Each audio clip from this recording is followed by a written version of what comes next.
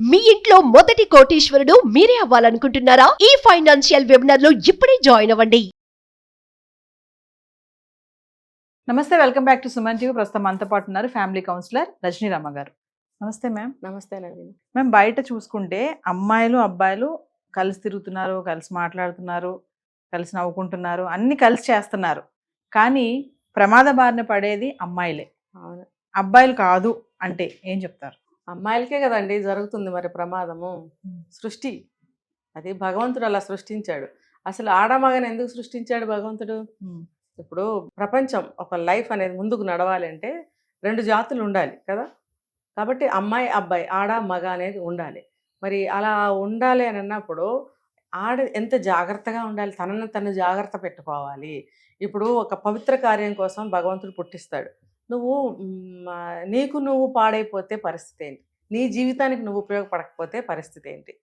కాబట్టి సృష్టి, నేను చాలాసార్లు చెప్పాను, సృష్టి రీత్యా ఆడవాళ్ళు ఆడవాళ్లే, మగవాళ్ళు మగవాళ్లే.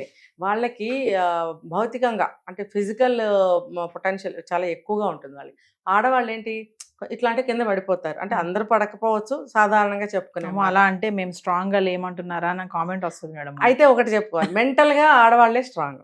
ఇది ఓకే, దేవుడు ఇలా పెట్టాడు. నువ్వు ఫిజికల్ గా నీకు శక్తిని బలాన్ని నేను నీకు ఇస్తే మరి ఆడవాళ్ళు ఎలా బతకాలి? కానీ మెంటల్ గా వాళ్ళకి స్ట్రాంగ్నెస్ ఇచ్చాం. ఎందుకంటే స్త్రీని ప్రకృతితో పోల్చారు, అందాన్ని స్త్రీని ప్రకృతితో పోల్చారు. కాబట్టి స్త్రీ అందంగా ఉండాలంటే నాజుగ్గా ఉండాలి. మరి మగవాళ్ళలాగా ఉంటే బాగుండదు కదా ఆయన అనుకున్నాడేమో భగవంతుడు. అందుకని స్త్రీని అందంగా నాజుగ్గా పుట్టించాడు. కానీ మరి ఈవిడ ఎలా బ్రతకాలి? కానీ మైండ్ స్ట్రాంగ్గా ఇచ్చాడు. నీకు అది ఇస్తే వీళ్ళకి ఇది ఇచ్చాడు. దాన్ని ఆ రకంగా ఉపయోగించుకుంటూ ముందుకు వెళ్ళలేకపోతున్నారు ఇప్పుడున్న యువత. ఎందుకు? ఇప్పుడు మీరు అన్నట్టు మగవాళ్ళు మగవాళ్ళే, ఆడవాళ్ళు ఆడవాళ్ళే. ఎందుకు అని అంటే ఆ ఎఫెక్ట్ అనేది ఆడవాళ్ళ మీద పడుతుంది కాబట్టి. ఇప్పుడు వాళ్ళు వచ్చి ఏం చేసినా ఈ అమ్మాయికి ఏం జరిగినా ఎవరికి నష్టం? ఈ అమ్మాయికి. అంటే ఒక పవిత్రంగా పెళ్లి చేసుకుని బిడ్డల్ని కానీ సంసారాన్ని సాగించడం అనేది వేరే పద్ధతి.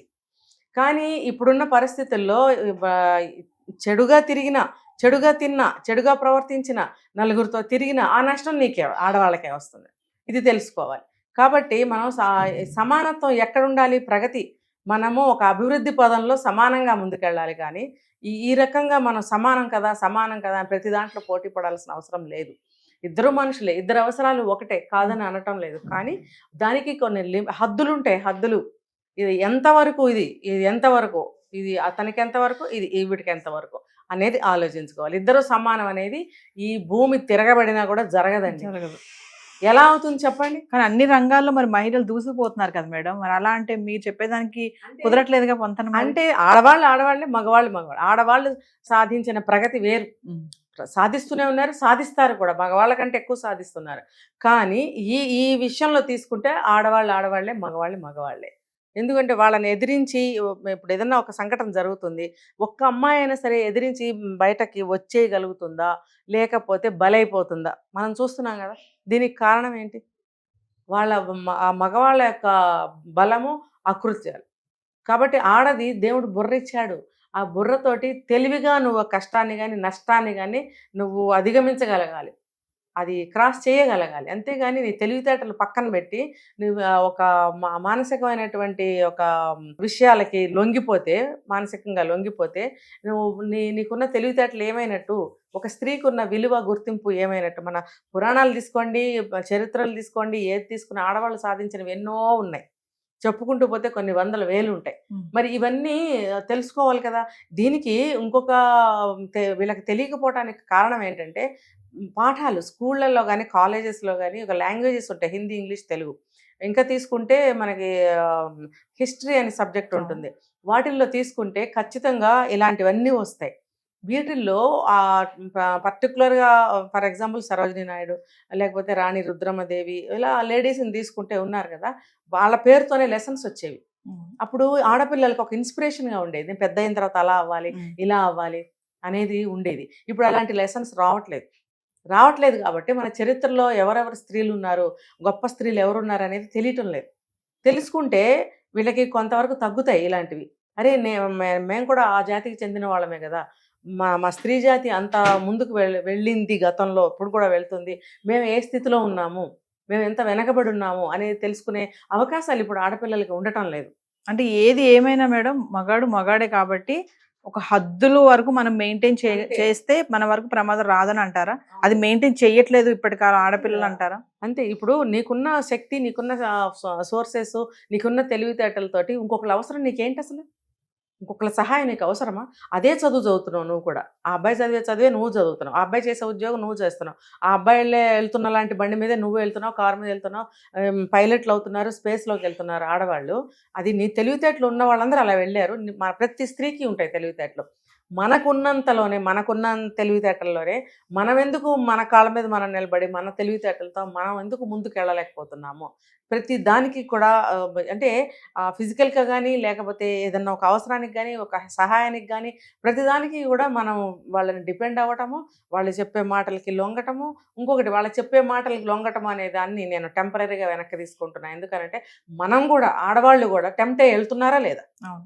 అప్పుడు కంప్లీట్గా అబ్బాయిలను కావాల్సిన లేదు. మీరు అడిగారు అరిటాకైనా, ముళ్ళైనా, ఏదైనా Yes. ఆకుకే నష్టం అని. నష్టం. ఇక్కడ ఇది వర్తిస్తుందా లేదా? అవును. అలాంటప్పుడు ఆడపిల్లలు ఏం చేయాలి? ఈ విషయాలు చెప్పేవాళ్ళు ఉన్నారా ఇళ్లలో? ఇవి పాఠాలు వచ్చేవి గతంలో. ఎస్. ఆడపిల్ల అరిటాకు లాంటి సంబంధించిన కథలు వచ్చేవి. వచ్చినాయి కాబట్టే మాకు ఈ రోజు దాకా అవన్నీ గుర్తున్నాయి కదా. దానికి తోడు ఇళ్లలో ఆడవాళ్ళు చెప్తుంటారు, జాగ్రత్తమ్మ జాగ్రత్తమ్మ జాగ్రత్తమ్మ అని చెప్తూ ఉండేవారు. ఇవి ఇవి అలాంటి పాఠాలు లేవు, అలా చెప్పేవాళ్ళు ఇళ్లలో లేరు. ఒకవేళ ఉన్న ట్రాష్ పో, నీ దారి నువ్వు వాళ్ళని నోరు మూపించే, అంతే జరుగుతుంది. కానీ ఇది గట్టిగా కూర్చోబెట్టి విలువలు నేర్పించి ఇలాంటివన్నీ తెలియజేసినట్టయితే మనం ఏంటి, మన శక్తి ఏంటి అనేది ఆడపిల్లలు తెలుసుకుంటారు. తెలుసుకోకపోతే నాశనం అవుతున్నారు కదా. అది అది వాళ్ళ జీవితాలకి వాళ్ళు పెట్టుకున్న శాపమే కదా అది. ఎన్నో చూస్తున్నాం కదా మేడం. చివరికి బలయ్యేది ఆడవాళ్ళే. అక్కడ ఆడవాళ్ళకి సమస్యలు వస్తున్నాయి, ఆడవాళ్ళే చచ్చిపోతున్నారు. ఇప్పుడు పక్క అమ్మాయి చచ్చిపోయిందండి. ఇప్పుడు నిన్న ఆ అమ్మాయి చచ్చిపోయింది, మొన్న ఆ అమ్మాయి చచ్చిపోయింది, అటు అలా ఎన్నో చూశారు. నువ్వెందుకు జాగ్రత్త పడ? సరే, నీకు ఇప్పుడు వరకు తెలివితేటలు లేవు, నీకు ఆ లోకజ్ఞానం లేదు, ఇప్పుడు వచ్చిందిగా, ఇప్పుడు నీకు తెలిసింది కదా, నువ్వెందుకు జాగ్రత్తగా ఉండవు? నువ్వు కూడా అదే దారిలో బలహీనంగా వెళ్తావా? బలహీనమైనటువంటి మైండ్ తోటి అలా ఉండకూడదు. మైండ్ ఎప్పుడు స్ట్రాంగ్, పుల్లలాగా ఉన్న మనిషి మైండ్ చాలా స్ట్రాంగ్, ఆలోచింప చేయాలి మైండ్ని. భగవంతుడు ప్రతి మనిషికి బ్రెయిన్ ఇస్తాడు, ఆలోచించమని ఇస్తాడు. అందులో మనకు 3 వంతులు పైన ఖాళీ పెట్టుకుంటాం. ఎంతవరకు ఆలోచిస్తున్నాం, ఎంతవరకు మనం చేస్తున్నాం అనేది తెలుసుకోలేకపోతున్నారు అందరూ. ఉపయోగించాలి, అవసరం ఉన్నంత వరకు మనం బుర్రను ఉపయోగించాలి, మన తెలివితేటలను ఉపయోగించాలి, మన జీవితాన్ని మనం దిద్దుకోవాలని చూడాలి. కానీ అలాగా నాశనం అయిపోవడము, తప్పుదారి పట్టడము, మన జీవితాన్ని మనమే బలి తీసుకోవడము లాంటి విషయాలకి ఇక నుంచైనా ఆడపిల్లలు దూరంగా ఉండాలి. తెలుసుకోవాలి, చిచ్చి మేమేంటి ఒకడి కింద బలైపోయేదేంటి. సరేనండి, మన ఇంటెన్షన్గా జరగలేదు, రోడ్డు మీద వెళ్తుంటే నలుగురు లాక్కెళ్ళి ఏదో చేశారు, దానికి మనం ఆడదాని బలం సరిపోదు. అలాంటి కేసులు కొన్ని మనం ఏమి చేయలేము. కానీ మనకు మనంగా తీసుకోవాల్సిన జాగ్రత్తలు ఏంటి? స్పాంటేనియస్గా ఎలా ఉండాలి? ఖచ్చితంగా స్పాంటేనియస్గా కూడా ఒక్కొక్కసారి ఫెయిల్ అవ్వచ్చు. దానికన్నా ముందు అసలు మన ఆహార్యం ఎలా ఉండాలి, మన వ్యవహారం ఎలా ఉండాలి, మన మాట ఎలా ఉండాలి, మన చూపు ఎలా ఉండాలి, మన నడక ఎలా ఉండాలి, మన డ్రెస్ ఎలా ఉండాలి, ఇవన్నీ ఎలా ఉండాలి అని నిర్ణయించుకోవాలి ప్రతి ఆడపిల్ల కూడా. కొంతమంది అంటున్నారు కదా మేడం, మన డ్రెస్ని బట్టి ఆవిడ కామెంట్ చేస్తున్నాడా అంటే నా డ్రెస్ని మార్చుకోవాలా, నా ఆహార్యాన్ని మార్చుకోవాలా, ఆడెవడో కామెంట్ చేస్తున్నాడు అని కొంతమంది కూడా ఇలా కూడా ఉన్నారు. అమ్మ, నువ్వు ఫారిన్ కంట్రీస్కి వెళ్ళి అలాగే ఉండు, అక్కడ ఎవరు ఇప్పుడు మేడం చెప్పినట్టు అవి ఎవరు అడగరు అక్కడ.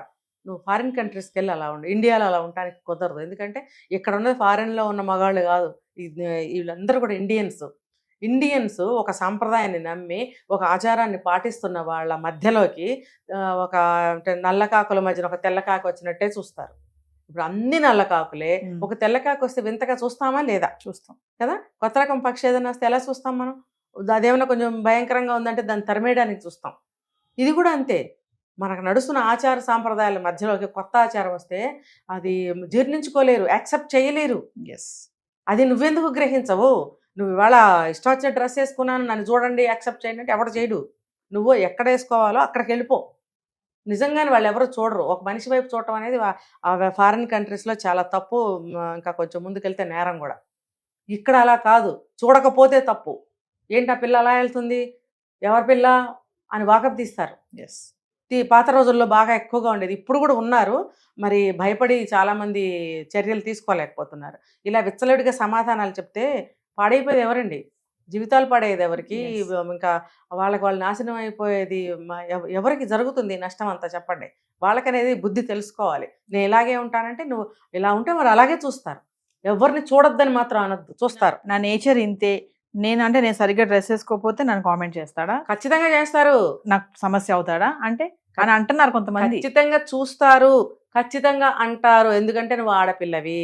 నువ్వు మగవాడు అనుకో, గోచి పెట్టుకుంది నీ వైపు ఎవరో చూడరు. Yes. నువ్వు ఆడపిల్లవి, నీ బాడీ డిఫరెంట్గా ఉంటుంది అబ్బాయి కన్నా.